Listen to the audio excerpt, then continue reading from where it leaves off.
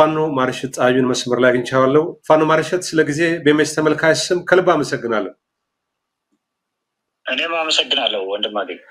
መልካም እንግዲህ ማርሸት ያው ሁለተኛ አመት እየያዘ ነው። ምናልባት በትክክለኛ አቆጣጠር ወደ አማራ ክልል የገባው ሰራዊቱ ሐምሌ 15 2015 መሰለኝና ያው ሁለተኛ አመት እያልን ማውራት እንችላለን። 23ኛ ወር ነው 24ኛው የተጠጋ ስለሆነ በዚህ ሁለት አመት ውስጥ እንግዲህ ፋኖች በተለያየ መንገድ ተጠናክራችሁ ወጣችሁበት መከላከያ ሰራዊቱ በሁለት ሳምንት ያለውን ወደ ሁለት አመት የተጎተተበት አሁን ደግሞ በቅርቡ ፊልድ ማርሻል ብርሃኑ ጁላ በህዝብ ተወካዮች ምክር ቤት ቀርበው 90 ከመቶ አጠናቀናል፣ ጨርሰናል፣ አጥፍተናል፣ ሰኔ 30 ድረስ ልክ እንደ ድሮ ተማሪ ነገሮች ሁሉ ይቋጫሉ የሚል መግለጫ ሰጥተዋል፣ አስፈራርተዋል። ተደጋጋሚ ነገር አለ። ምናልባት እንደ መንደርደሪያ እንደ መግቢያ የፊልድ ማርሻሉ በፋኖ ላይ የሰነዘረው ሐሳብ እንዴት ታየዋል? በሰኔ 30 ሁለተኛ አመቱም እየመጣ ስለሆነ ከፋኖ ምን ይጠበቃል የሚለውን ቀጥያ አስከትላለሁ። እንዴት ገመገማችሁት ማርሻል? አመሰግናለሁ ወንድማገኝ። ይሰማል? ትሰማለህ? ቀጥል። አዎ፣ አይ እንግዲህ ብርሃኑ ጁላ ቆሞ በጠጣ ቁጥር የሚዋራው ነገር ከቁም ነገርና ከቁባ አይቆጠር በመጀመሪያ ደስ ይለኛል። ምንድነው 27 ዙር አገሪቱ ያላትን እግረኛ ተዋጊ ሰራዊት መካናይዝድ መሳሪያና የአየር ኃይል ጭምር 27 ዙር ወደ አካባቢያችን አስገብተዋል። 27 ዙር አስገብተው የት እንደደረሰ አይታወቅም። አሁንም ህፃናት በየአካባቢው ከትምህርት ቤት ከመዝናኛ ቦታ ከተለያየ ሁኔታ ውስጥ ያሉ እድሜያቸው ገና ለመሰረታዊ ውትድርና የማይበቁ ህፃናት እየታፈሱ በግድ ወደ መሰረታዊ ውትድርና እንዲወስዱ እየተደረገ ነው በእነ አብይ አህመድ። ይህ ዓለም አቀፍ የጦር ወንጀል ነው። እነሱንም ወደ አፈሳ እንዲገቡ ያደረጋቸው ለእኛንም እንድንታጠቅ ያደረገን የእነሱ ከጥላቻ የመነጨ አማራን ለማጥፋት ለማድቀቅ ያለመ ፕሮጀክታቸው ነው። ይሄን አክሽፈናል። ስለዚህ ሰኔ 30 ሐምሌ 30 የሚባል እንደ ወላድ በቀጠሮ የሚጠናቀቅ አይደለም የኛ ጦርነት። ምናልባት ራሳቸውን እያፈለስን የኛን አቅም እየገነባን ያለንበት ሁኔታ ስላለ የኛ ግምገማ እዚያ ላይ ያለ ነው። ከፍተኛ ቁጥር ያለው ሰራዊት እየገነባን ነው። ከፍተኛ ቁጥር ያለው የቡድንና የነፍስ ወከፍ መሳሪያ ከራሳቸው ከናብይ እየታጠቅን ነው። እኛ አቅም ግንባታ ላይ ነን፣ እነሱን እያፈረስናቸው ስለሆነ ይሄ የነሱ ቅዠት እና በህልማቸው የሚመኙት ተሰብስበው ለብቻ የሚዋሩትን ነገር ነው አልፎ አልፎ ወደ ሚዲያ የሚወጡት። ከቁባ አይቆጠር ባይ ነኝ እኔ ወንድማገኝ። መልካም እንግዲህ ምን ታስቧል የሚለውን ጥያቄ ላንሳ። በዚህ ሁለት አመት ውስጥ የመንግስት ኃይሎች በሰነዘሩ ጥቃት በተለይ በድሮና በከባድ መሳሪያ ብዙ ንጹሃን ዜጎች ሲቪሊያንስ እንደተገደሉ አገር በቀልም ዓለም አቀፍ የሰብአዊ መብት ተቆርቋሪ ድርጅቶች ይገልጻሉ። ኤኤ በተለይ አሜሪካ የሚገኘው የአማራ መብት ተቆርቋሪ ድርጅት ከ3500 በላይ ስም ዝርዝር እነማን እንደሆኑ ሁሉ ጠቅሶ በድሮን ጥቃት የተገደሉ በከባድ መሳሪያ ጭምር ምናልባት በዚህ ሁለት አመት ውስጥ በአማራ ክልል ከመቶ በላይ ከ250 በላይ የተቆጠሩ ድሮኖች ቦምብ ጥለዋልና አብዛኛው በትምህርት ቤት ህዝብ በተሰበሰበበት ቦታ ነው። ስንዘግብም ያንን ቆይተናል። ትምህርት ቤቶች ተዘግተዋል። አርሶ አደሩ ማዳበሪያ አላገኘም። በተራዘመ ጦርነት ውስጥ የአማራ ህዝብ የተቀጣ ነው።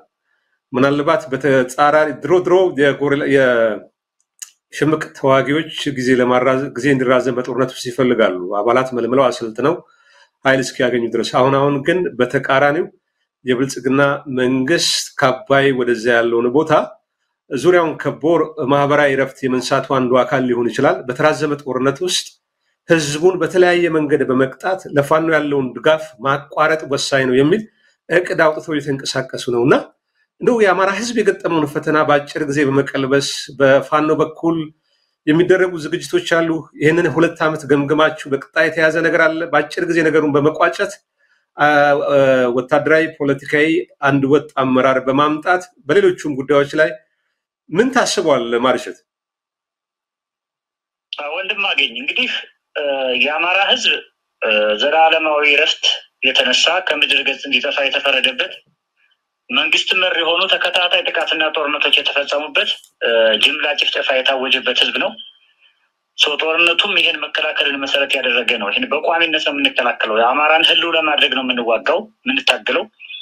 ስለዚህ አማራን ለህልውና አደጋ ውስጥ ያስገቡትን ጉዳዮች ነው ከአማራ ህዝብ ትከሻ ላይ የምናወርድለት። በዚህ በዚህ ጦርነት ሂደት ውስጥ እኛ የምንዋጋው ዓለም አቀፍ የጦር ህግ ጠብቀን ነው።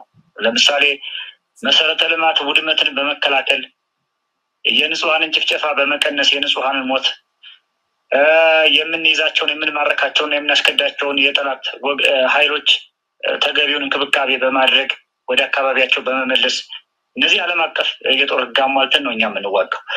በተቃራኒው ስርዓቱ እንደ አማራንም በጠላትነት ፈርጆ በጅምላ እየጨፈጨፈ መሰረተ ልማት እያወደመ የኢኮኖሚ ሳቦታጅ ውስጥም እንደዚሁ አቅሙ የቻለውን ሁሉ በማስገባት ሀገሪቱ የካፒታል በጀት እንዳይኖራት በማድረግ ማዳበሪያ መሰል ለሰፊው ማህበረሰባችን ግብአት እንዳይደርስ በማድረግ ፍትህ የተሟላ ፍትህ እንዳያገኝ ማህበራዊ ረፍት በመንሳት በተለያየ አካባቢ አካሄድ የሳቦታጅ መንገዶችን እየተጓዘ ያለበት ሁኔታ ነው ያለው። እኛ ይሄንን ለመከላከል የመጀመሪያውም የመጨረሻውም መፍትሄው መንግስት መሪ ሆነው ስርዓት መሪ ሆነውን የአማራን ጭፍጨፋ በቋሚነት ለማስወገድ ስርዓቱ መውደቅ አለበት። መደብደቢያው ይሄ ነው። ይሄ ስርዓት ጸረ አማራነት ተቀንሶ ጸረ አማራነት ተወልዶ አድጎ እዚህ የደረሰበት ስርዓት ከስር ከመሰረቱ ተነቅሎ ወድቆ ህዝባችን መንግስታዊ ረፍት እስከሚያገኝ ድረስ ትግሉ መቀጠል አለበት። ይቀጥላል። ለምን ይሄ ትግል ሳይቋጭ በስርዓት መፍረስ ላይ ካልተመሰረተ ይሄ ትግል በአሸናፊነት ካልተጠናቀቀ አማራ የሚባል በኢትዮጵያ ምድር እንዲኖር አይፈቀድለትም። መሬቱን ይወስዱበታል፣ ህዝቡን ያፈናቅሉታል። በሌላው በምስራቅ አውሮፓ በመካከለኛው ምስራቅ እንዳየናቸው ታሪክም እንደከተበው ሀገራትና ህዝቦች እንደምንሆን ግልጽ ነው አማራዎች። ስለዚህ ማሸነፍ አለብን። ምርጫችን ይሄ ነው። መልካም። የመጨረሻ ጥያቄ ላድርገው። በቅርቡ ያው የአማራ ፋኖ ብሔራዊ ኃይል ተመስርቷል። 4 አደረጃጀቶች የወሎው፣ የሸዋው፣ የጎጃሙና የጎንደሩ ውህደት የፈጠሩበት አመራሩ ተገናኝቶ መክሮ አንድ ኃይል እንዲወጣ አድርጋቸዋል። ምናልባት አመራር በመፍጠር በማውጣት ሊቀመንበር፣ ወታደራዊ፣ ፖለቲካዊ፣ የዲፕሎማሲ፣ የህዝብ ግንኙነት፣ የፋይናንስ መዋቅር በመዘርጋት ምናልባት ድርጅታዊ ቅርጽ ይዘዋል ወይ? አንደኛው ጥያቄ ነው። ምናልባት ይሄ ከያዘ በቀጣይ ከሌላው ማህበረሰብ ጋር ውህደቱ በአንድ መልኩ መምጣቱን ተናግራቸዋል። አመራር መፍጠር ግን እስካሁን ያልተሰማ ነገር አለ። ኦፕሬሽኖችን አሁን በጋራ ነው ወይ የምታካሂዱት? ለሌላው ማህበረሰብስ ከዚህ ጋር በተያያዘ ፋኖች ምን እያደረጉ ነው የሚለውን ጥሪ ማድረግ የምትፈልግ ከሆነ እሱ ልስጥህ። 3 ነገሮችን አጠቃላይ የጠየቁት ለዚህ ምላሽ ስጠኝ። በጣም ጥሩ እንደማገኝ። እንግዲህ በመጀመሪያ እኛ የጀመርነው ጦርነት ራስን የመከላከል በየአካባቢያችን የገባውን የናብይን ወራሪ ኃይል የጅምላ ጭፍጨፋ ሲፈጽምብን ራሳችንን ለመከላከል ነው። አማራ እንደ ህዝብ በየአካባቢው ራሱን አደራጅቶ ሞቢላይዝ አድርጎ ራሱን በየአካባቢው የጀመረው ትግል በመሆኑ አደረጃጀቱም የጀመረው ከየመንደሩ ከየአካባቢ በመሆኑ እሱን አሰባስቦ ወደ ተጠና የፖለቲካ አጀንዳ ወደ አንድ የፖለቲካ ፕሮግራም ቀርጾ አንድ አይነት መስመር ያለው ድርጅት ፈጥሮ መዋቅራዊ አካሄድን መሄድ አስቸጋሪ የትግል ፈተና ይጠይቃል። ስለዚህ ይህን ተፈጥሯዊ ፈተናዎች ባለፉት ወራት ለበርካታ ጊዜ በተደጋጋሚ ባደረግነው አካሄድ እያጠራን የጠላት ተልዕኮ ይዘው የመጡንም ኃይሎች ፊልተር አውት አድርገን እንደዚሁ ለፍርድ አደባባይ እንዲቆሙ አድርገን እውነተኛውን አማራን ነፃ የሚያወጣ እውነተኛ መስዋዕትነት የሚከፍለውን የህዝብ ወኪል የሆነውን አደረጃጀት ፊልተር አውት አድርገን ወደ አንድ መስመር አምጥተናል። ስለዚህ ከታች ከመንደር የጀመረውን አደረጃጀት ወደ ፖለቲካ ማዕቀፍ ወደ አንድ ድርጅታዊ ማዕቀፍ ለማምጣት የፈጀብን ጊዜ ነው እስካሁን የፈጀው። ይሄ ደግሞ አሁን የፈጠርነውን ኮማንድ ሴንተር ወደ ተጠና ድርጅታዊ ምደባ ለመውሰድና ወደ ተጠና አማራዊ ወደሆነ ግዙፍ የአማራን የማታገያ ድርጅት ለማድረግ ከፍተኛ ስራ እየተሰራ ነው። የሰነድ ስራ አብዛኛው ቴክኒካል ጉዳይ ተጠናቋል። ዘመቻ በጋራ ማወጅ ብቻ አይደለም። ኖ ፍላይ ዞን ኖ ጎ ዞን እንፈጥራለን። ስርዓቱን በአጭር ወራት ውስጥ ለመጣል አወዳደቁን ለማሳመር ከፍተኛ ጥረት እያደረግን ነው። ምናልባት በቅር ደረጃ ህዝባችንንም ሞቢላይዝ ለማድረግ ከፍተኛ ስራ እየሰራን ነው። ምናልባት ይሄ ስርዓት በህዝብ የተጠላ ነው። ኢኮኖሚ የሌለው ስርዓት ነው።